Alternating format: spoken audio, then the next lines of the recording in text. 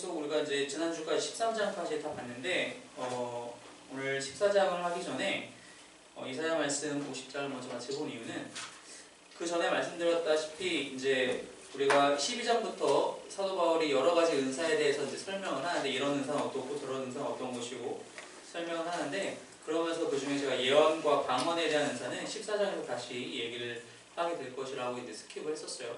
예언과 방언에 대한 은사의 이야기를 하기 전에 그것을 조금 더 미리 사전 지식을 알고 가는 게 필요할 것 같아서 예언에 대한 이야기를 먼저 오늘은 먼저 하고 그리고 나서 14장에 다시 돌아가서 어떻게 사도 바울이 이야기를 진행하는지에 대해서 좀 보려고 합니다. 오늘 지금 우리가 방금 읽은 이 50장 본문은 이제 이사야 선지자가 이야기를 하는데 사실 이 본문의 사실 첫 번째 그 뭐라고 할까 해석이라고 할까 아니면은 대상이라고 할까요? 사실 첫 번째는 지금 이 예언의 은사에 대해서 얘기를 하려고 하는 첫 번째로 얘기하려고 하는 본문은 아니에요. 무슨 뜻이냐면은 당시에 이제 이 시대적 배경 이사야 선지자의 이 글의 시대적 배경은 이스라엘 백성이 바벨론으로 끌려간 이후의 이야기입니다. 그래서 이제 바벨론에서 이스라엘 백성들을 향해서 소리를 내는 선지자들이 있을 거잖아요. 그 선지자들에 대해서 첫 번째로는 얘기를 하는 것인데 이게 이제 이후로 신약시대 이후로 넘어와서는 그리고 그 당시에도 이제 좀 있었겠지만 어떻게 이제 해석이 되냐면은 결국 고난받는 종에 대한 이야기, 우리가 알다시피 이사야서 이 후반부에 쭉 진행되는 이야기가 고난받는 종, 즉 이제 곧 오실 메시아에 대한 이야기를 하고 있잖아요. 그분을 이제 시사하는 것이다 라고 이제 해석을 하게 됩니다. 사실 모세도 그런 얘기를 했어요. 오늘 그 제가 나눠드린 프린트 그 신명기서의 말씀을 거기다 해놨는데 한번 같이 읽어볼까요? 18장 15절 말씀 시작. 내 하나님 여호와께서 너희 가운데 내 형제 중에서 너를 위하여 나와 같은 선지자 하나를 일으키시리니 너희는 그의 말을 들을지니라. 모세가 이제 신명기 이제 고별 설교죠. 모세의 너희 중에서 하나님이 한 사람을 선택하셔서 나와 같은 선지자 하나를 일으키실 것이다에 대해서 얘기를 하는 거예요. 그것에 대해서 그것이 어떻게 성취되었느냐 우리가 해석하기를 신약에 와서 해석하기를 예수님이다. 바로 그분이 예수님이시다라고 이제 우리가 해석을 하는 거죠. 그래서 바로 그렇게 한 선지자에 대해서 우리의 그 이스라엘 중에서 일어날 한 선지자에 대해서 그리고 이제 그 이사야의 표현으로는 고난받는 종에 대해서 이제 이야기를 하는 것입니다. 우리가 이제 예언의 은사에 대해서 얘기를 할 때 우리가 흔히 어떻게 이제 이야기를 하냐면은 주로 우리가 듣는 이야기는 예언은 말 그대로 예언이 아니다라고 얘기를 해요. 무슨 뜻이냐? 예언이라고 우리가 단어를 딱 처음 들을 때 우리 마음속에 가장 첫 번째로 드는 이미지는 우리가 기독교인이 아니라고 할 때 앞으로 일어날 일에 대해서 미리 알고 그것을 얘기해 주는 거예요. 그러니까 쉽게 얘기하면은 점쟁이, 무당 뭐 이런 것에 대해서 같이 연결이 되죠. 근데 그렇지 않다는 겁니다. 우리가 교회에서 그리고 성경에서 말하는 예언은 그 얘기가 아니에요. 그럼 도대체 구약시대에 활동했던 수많은 예언자들이 있는데 그 예언자들은 그럼 무슨 일을 했느냐? 예언자들이 한 일이 그런 거 아니냐? 예를 들어 요나가 가서 무슨 일을 합니까? 그 니느웨에 가가지고 너희들 이제 곧 망할 거야. 하나님 너희들 벌하실 거야. 그럼 미래의 일 아니냐? 라는 거죠. 근데 그 미래 그 상황을 다시 돌아서 보면은 결국에 그들이 벌을 받았나요? 아니에요. 그럼 미래를 얘기한 것이라고 우리가 생각하기 쉬운데 실제로 그 요나가 한 이야기는 성취되지 않았어요. 왜 그러느냐? 예언이라는 것을 우리가 다시 생각해봐야 되는데 예언이라는 것은 미래에 무슨 일이 반드시 일어날 것에 대해서 내가 미리 보고 그것을 내가 사람들에게 미리 알려주는 것이 아니라 하나님이 현재 우리에게 하시고자 하시는 말씀에 대해서 그 마음을 대변하여 하나님께서 주시는 지혜를 통해서 그것으로 말하는 사람들 그런 사람들이 예언자이고 그런 사람들이 하는 메시지가 곧 예언이라는 겁니다.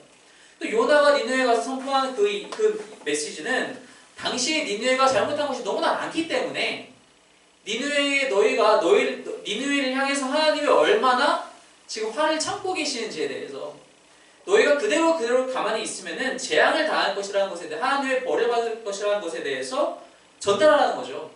그럼 그 전달의 목적은 하나님 편에서의 목적은 무엇이냐? 내가 너희 기필코 죽이고 말 거라는 메시지가 아니라 하나님의 목적은 그러니 회개라는 메시지였잖아요. 결국 요나의 메시지를 들은 니네 사람들이 어떻게 됩니까? 다 회개해요.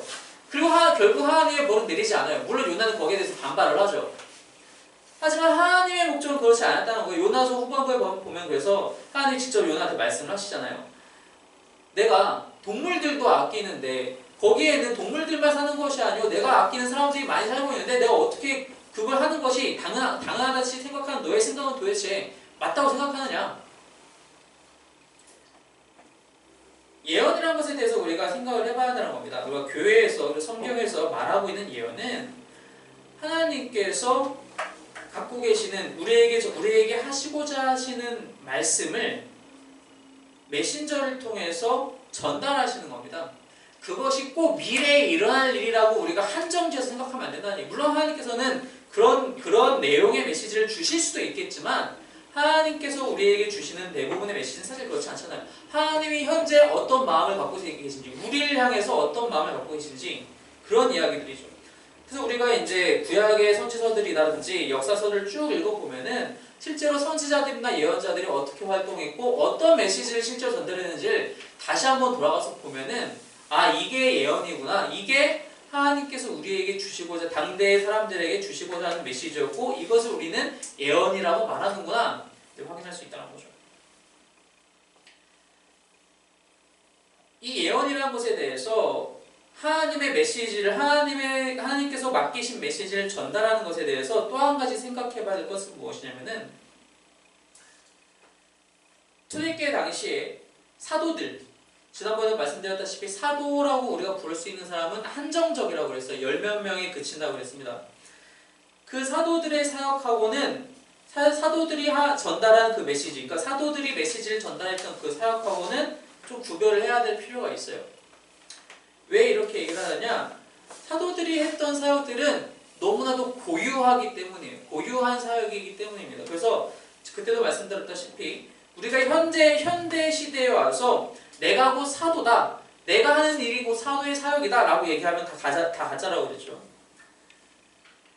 그들의 권위는 별개로 사실 해야 된다는 얘기. 그렇다고 해서 그들이 성경보다 뛰어난 권위를 갖고 있다는 얘기는 아닙니다. 하나님의 말씀보다 뛰어난 권위를 갖고 있는 게 아니에요.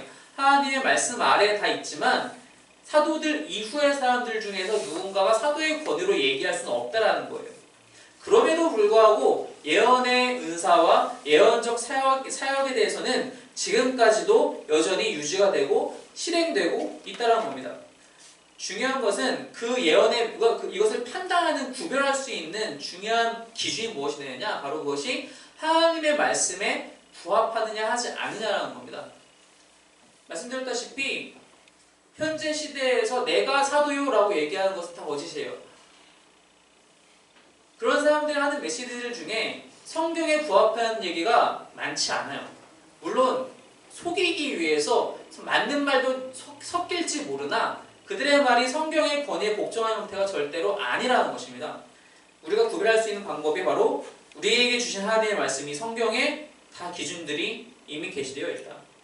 그걸 통해서 우리가 그것이 진짜 예언적 사역인지 하나님께서 허락하신 아니면 가짜인지를 구별할 수가 있다는 것입니다.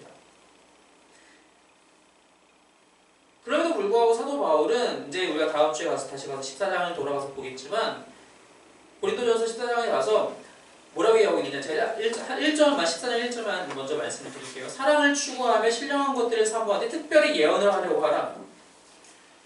예언의 은사를 너무나도 중요하게 얘기하면서 예언을 할 수 있도록 구하라고 하고 있어요. 그러니까 앞에서는 우리가 12장 후반부에 와서는 너희가 너무 정말 서로 더 잘 되겠다고 내가 더 큰 은사 받아야지, 내가 더 큰 은사 써야지, 활용해야지 라고 너희들 너무 그렇게 잘난 척하지 말고 교만해지지 말고 쓸데없는 자신의 명예를 위해서 은사를 구하지 말라고 했는데 14장 1절에 와서는 예언의 은사를 사모하고 그것을 더 하려고 노력하라고 얘기를 하는데, 그렇다면은 사도 바울이 보기에 이 예언의 은사는 그만큼 중요하다는 거예요. 모든 성도들이 할 수 있어야 할 만큼 중요한 은사이기 때문에 사도 바울이 이렇게 강조하고 있다는 겁니다. 기타 다른 은사와는 비교가 되게. 사도 바울이 이렇게 얘기를 했을 때 이 예언이 과연 무엇이냐? 아까도 설명드렸다시피 그것은 단순히 미래를 보는 게 아니라고 그랬어요. 신학자 마이클 그린이 예언의 은사에 대해서 뭐라고 설명하냐면은 이렇게 얘기를 합니다. 주님의 몸의 한 지체를 통해 주님으로부터 주어진 말로써 주님의 성령에 의해 영감되고 몸의 나머지 지체를 세우기 위해 주어진 말이다. 즉 교회의 구성원 중에 한 사람에게 하나님께서 그 은사를 주시는데, 여기서 말하는 한 사람은 딱 수학적인 한 사람을 얘기하는 것이 아니라 임의의 한 사람을 얘기하는 겁니다. 누가 될지 모르고 몇 명 될지 모른다는 뜻이에요. 그 사람에게 주어지는 말인데 성령 하나님에 의해서 영감되어서 그 말을 통하여 다른 사람들을 세워주는. 그래서 오늘 본문에서도 뭐라고 얘기하고 있냐면은, 오늘 본문 50장 4절에서 보면은 나로 곤고한 자를, 이제 개역 그 한글 예전 성경에는 곤핍한 자로 얘기하고 있어요. 어쨌든 어려움에 처한 자를 얘기한다는 거죠. 어려움에 처해 있는 사람들을 말로 어떻게 도와줄 줄 알게 하시고, 같은 얘기를 사도 바울이 뭐라고 얘기하고 있느냐, 그 페인트에 나와 있는데요. 고린도전서 14장 3절 말씀입니다. 읽겠습니다. 시작. 그러나 예언하는 자는 사람에게 말하여 덕을 세우며 권면하며 위로하는 것이요. 이게 사도 바울이 얘기하고 있는 예언의 은사의 포인트입니다. 사도 바울은 예언의 은사를 얘기하면서 이것을 강조하고 싶은 거예요. 우리가 예언을 할 수 있다면 해야 하는 이유는 무엇이냐? 어려움에 처한 자들의 마음을 권면하고 위로하는 데 있다는 겁니다. 궁핍한 자, 공고한 자를 말로 어떻게 도와줄 수 있는 것인가? 바로 그것을 예언의 은사를 통해서 그 은사의 활용을 통해서 할 수 있고 해야 한다는 것입니다. 그렇기 때문에 사도 바울은 모든 사람들이 가능하면 예언의 은사를 받기 위해서 사모하고 받았다면 활용하도록 노력하라고 촉구하고 있다는 거예요. 근데 이게 쉽지 않죠. 아무나 다 기도하면서 하나님 저 예언의 은사 주세요 하면 그냥 그 즉시 예언의 은사를 그 사람이 받나요? 그렇지 않아요. 그죠? 그러면은 어떻게 하면 우리가 이 예언의 은사를 사모하게 되며 그리고 그것을 실제로 받게 되고 또 그래서 어떻게 우리가 활용을 하게 될 것인가? 오늘 본문에서 바로 그 얘기를 하고 있어요. 4절 본문에 보시면은 4절 후반부에 아침마다 깨우치시되 나의 귀를 깨우치사 학자들같이 알아듣게 하시도다. 자, 이 4절 본문에 보면은 학자라는 말이 두 번 나타나는데요. 이 학자는 우리가 학자라고 딱 읽으면 딱 먼저 생각나는 건 교수, 박사 이런 정도죠? 아니에요. 원래 이 학자의 의미는 배우는 사람, 제자를 얘기하는 겁니다. 제자. 실제 영어 성경에서는 디사이플이라고 표현을 하고 있어요. 프로페서, 마스터가 아니라. 제자들의 혀를 나에게 주셨고 제자들처럼 내가 하나님의 말씀을 알게 해주셨다는 거예요. 무슨 뜻이냐? 첫 번째, 제자들은 스승의 말을 들어야 해요. 즉 말을 전해주는 존재가 있다는 겁니다. 그게 누굽니까? 주 여호와께서. 우리는 하나님의 말씀을 먼저 들어야 돼요. 우리가 예언의 은사를 받고 그것을 활용하기 위해서 첫 번째로 전제되어 있는 것이 무엇이냐? 우리가 먼저 하나님의 말씀을 들어야 돼요. 구약시대의 선지자들은 당연히 직접 하나님의 말씀을 들었죠. 영감된 성령의 영감을 통해서, 하나님의 영감을 통해서 이미 들었어요. 그럼 현대에 와서는 직통계시 우리가 없다고 이미 다 얘기하고 있잖아요. 무엇이 있느냐? 우리에게 주어진 이 성경이 있어요. 이 성경을 통해서 우리는 하나님의 말씀을 듣게 되고 그것이 먼저 필요하고요. 그 다음에 아침마다 깨우치시되, 아침마다 깨우치시되의 이 의미는 무엇이냐면은 아침에 그냥 눈 뜨고 일어나면 자동적으로 머릿속에 띵 해가지고 그 말씀이 그런 거였구나. 아니에요. 아침마다 하나님이 나를 깨우치신다는 뜻은 내가 아침마다 말씀을 붙든다는 거예요.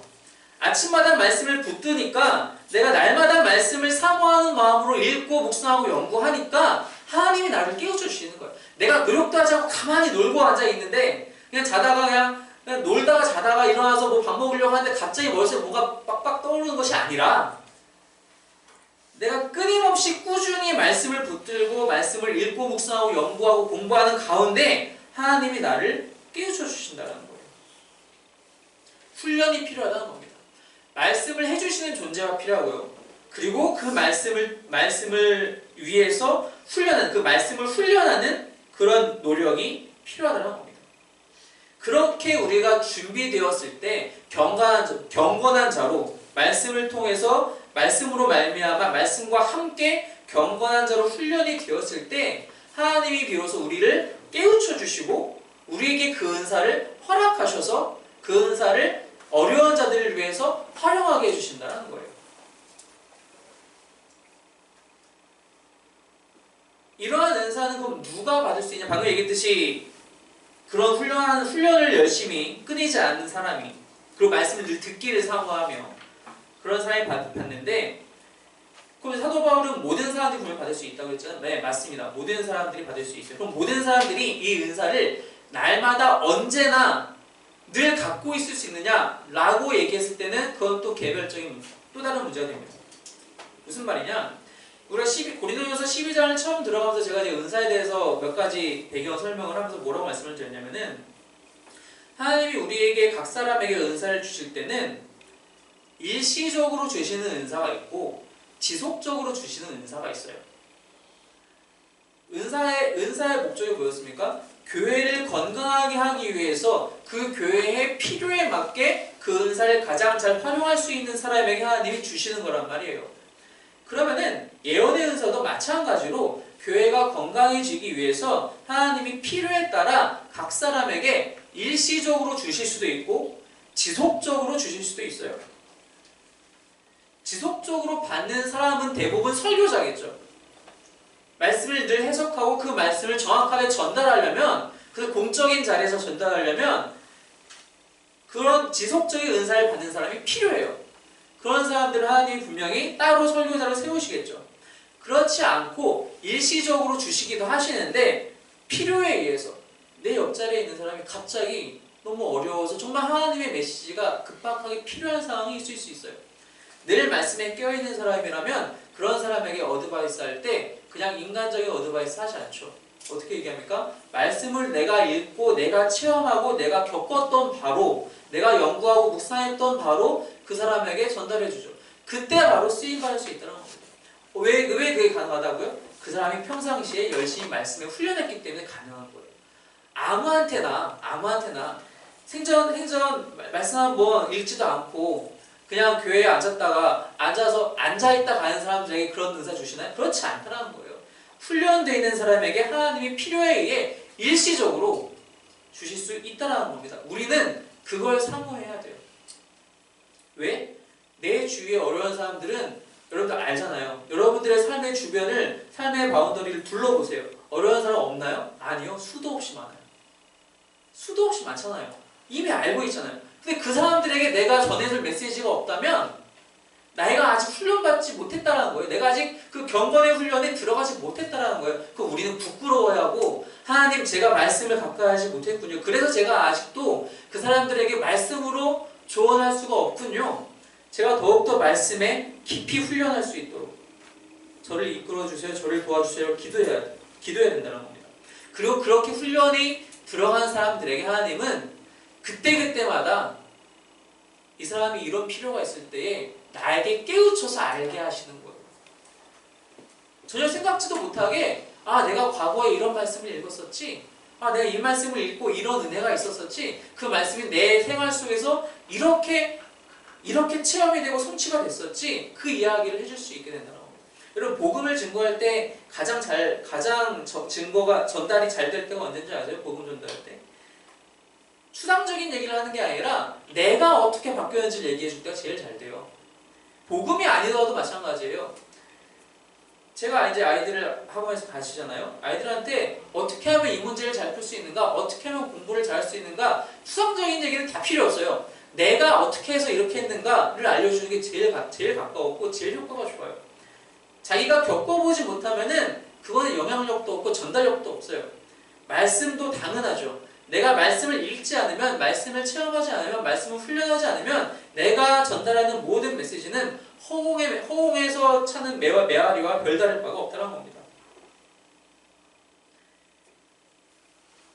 일시적으로 혹은 정기적으로 혹은 지속적으로 주시는 은사, 이 예언의 은사에 대해서 우리 모두가 사모해야 한다는 것입니다.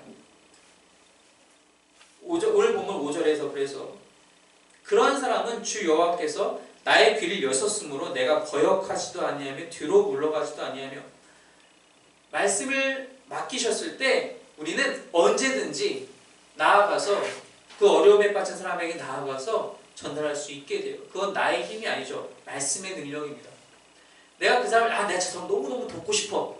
내가 저 사람을 도와줘서 저 사람이 나에게 감사하게 해야겠어 라는 마음으로 하면 절대로 할 수 없다는 겁니다. 말씀이 나를 움직여서, 말씀이 나의 귀를 열고, 말씀이 내 안에 들어오니까 내가 거역할 수가 없는 거예요. 당연히 앞에 나아가게 되는 거, 그 사람 옆에 나아가게 되는 겁니다. 가서 전달을 하는 거죠. 그러면 반응이 두 가지가 있어요. 어떤 사람은 5절에 이런 반응처럼 그 말씀을 듣고 5절처럼 반응하기도 해요. 그런데 어떤 사람들은 6절에 나오는 이야기처럼 반응할 때도 있어요. 뭐라고 얘기합니까? 나를 때리는 자들에게 내 등을 맡기며 나의 수염을 뽑는 자들에게 나의 뺨을 맡기며 모욕과 침뱉음을 당하여도 내 얼굴을 가리지 아니하느니라. 하나님의 말씀을 들고 가면, 내가 성령님께서 우리에게 허락하신 말씀대로 말씀을 전해도 준비되어 있지 않은 사람은 하나님의 삶을, 하나님의 기준을 거부하는 사람들은, 말씀을 거절하는 사람들은 오히려 그 말씀을 전달하는 메신저를 핍박하게 된다는 겁니다. 실제로 바벨론 당시에 포로기 때 그런 일들이 일어났었고, 예수님 역시 아까 말씀드렸듯이 이거는 고난만한 종에 대한 이야기로 말씀드렸는데, 예수님 역시 복음서에서 수도 없이 그 전달하는 모든 말씀들이 정말 꿀송이와 같은 말씀들인데도 불구하고 수많은 사람들이 말도 안 되는 소리 하지 말라고, 저렇게 참람한 거짓말을 할 수 있느냐고, 어떻게 하나님 앞에서 저렇게 얘기할 수 있냐고 얘기하잖아요. 비판하고 핍박하고 실제로 못 박혀 돌아가시잖아요. 그럼에도 불구하고 우리는 우리에게 주어진 말씀을 전하여야 한다는 것입니다. 왜? 그 말씀을 하나님께서는 그 사람에게 전하고 싶으시기 때문에. 내가 아니면 전달할 수가 없다는 거예요. 말씀을 거절하는 사람이 말씀을 직접 자기가 펴서 읽겠어요? 그럴 수 없어요. 그럼에도 불구하고 하나님께서 그 사람에게 말씀을 전하고 싶으실 때 우리를 사용할 수 있고, 우리는 그 말씀에 거역하지 않고 순종해서, 내가 설령 핍박받을지라도, 내가 설령 욕먹을지라도, 내가 설령 그 사람에게 무시당할지라도 우리는 내 얼굴을 가리지 않고 오히려 등을 맡기고 오히려 뺨을 맡기면서 나아가서 말씀을 전달해야 한다는 것입니다. 그래서 예언의 은사는 너무나도 감사한 은사이면서 또한 너무나도 어려운 은사이기도 합니다. 내가 이것을 행한다고 해서 아무나 모두가 다 나를 좋아하지 않는다는 거예요. 만약에 신유의 은사가 있다고 합시다. 아픈 사람들 다 고쳐주면은 얼마나 다들 좋아하겠어요? 누가 싫어하겠어요? 아픈 사람을 고쳐주는데. 예언의 은사는 그렇지 않다는 거예요. 하나님을 거절하는, 말씀을 거부하는 사람들에게는 이러한 핍박도 나타난다는 것입니다. 그럼에도 불구하고 하나님께서는 우리가, 사도 바울을 통해서 말씀하시기를 우리가 모두가 이 은사를 사모하여야 한다. 그래서 이 은사를 통하여서 활용하고 어려운 사람들에 나아가서 하나님의 말씀을 전할 수 있어야 한다. 이러한 은사가 너무나도 많이 사라졌다는 겁니다. 교회에서 나타나는 모든 대화들이 세상과 별다를 바가 없을 때가 너무나도 많이 있다는 거예요. 교회에 와서 자신의 속마음을 털어놓는 사람은 얼마나 힘들겠어요. 어디 가서 얘기하지 못해서 내가 가장 믿을 수 있는 믿음의 공동체에 와서 그 속마음을 털어놓는데, 그 듣는 이야기가, 돌아오는 이야기가 세상과 별다를 바 없다면 그게 건강한 교회겠습니까? 그럴 수 없다는 거죠. 말씀에 언제나 훈련하시기 바랍니다. 그 경건의 훈련에 바로 지금 동참하시기 바랍니다. 날마다 말씀을 찾고 매달려서 그래서 결국 어느 순간 하나님께서 나에게 필요한 때에 그 말씀을 깨우쳐 주시고 거기서 멈추지 않고 나에게 찾아온 혹은 내가 찾아가 어려운 사람들에게 그 말씀을 전달할 수 있는 나의 체험을 통해서 내 삶 속에서 이루어 가신 하나님의 말씀을 통해서 전달하여 그 사람을 바로 세우고 교회를 건강히 세울 수 있는 저와 여러분이 되시기를 주님의 이름으로 축원합니다. 기도하겠습니다.